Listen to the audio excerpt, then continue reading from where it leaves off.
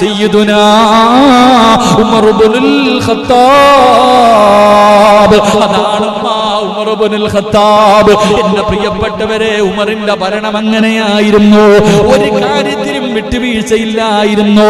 വല്ലാത്ത ജനങ്ങളുടെ കാര്യത്തിൽ വല്ലാത്ത ശ്രദ്ധയായിരുന്നു. എന്റെ പ്രിയപ്പെട്ടവരെ, അള്ളാഹുവിന് വല്ലാത്ത ഭയമായിരുന്നു. ഉമർ തങ്ങൾ പാതിരാത്രി പരിശുദ്ധനായ പ്രവാചകൻ അവിടുന്ന് ചരിത്രത്തിൽ കാണാം. ഉമർ ഇബ്നുൽ ഖത്താബ് റളിയല്ലാഹു തആല അൻഹു പടച്ചവരെ രാത്രിയായി കഴിഞ്ഞാൽ ഇങ്ങനെ സഞ്ചരിക്കുമായിരുന്നു. ഒരു ദിവസം തന്റെ കഴുതയുടെ മുകളില് ഉമർ ഇബ്നുൽ ഖത്താബ് റളിയല്ലാഹു തആല അൻഹു ഇങ്ങനെ പോകുമ്പോ ഒരു വീടിന്റെ അകത്തിരുന്ന് ഖുർആൻ ഓതുന്ന ശബ്ദം കേൾക്കുകയാ. പടച്ചവരെ, ഇന്ന് അങ്ങനെയൊന്നും കേൾക്കാൻ കഴിയില്ലല്ലോ. ഏതെങ്കിലും ഒരു വീടിന്റെ അകത്തിരുന്ന് ഖുർആൻ ഓതുന്ന ശബ്ദം ഇന്നത്തെ കാലഘട്ടം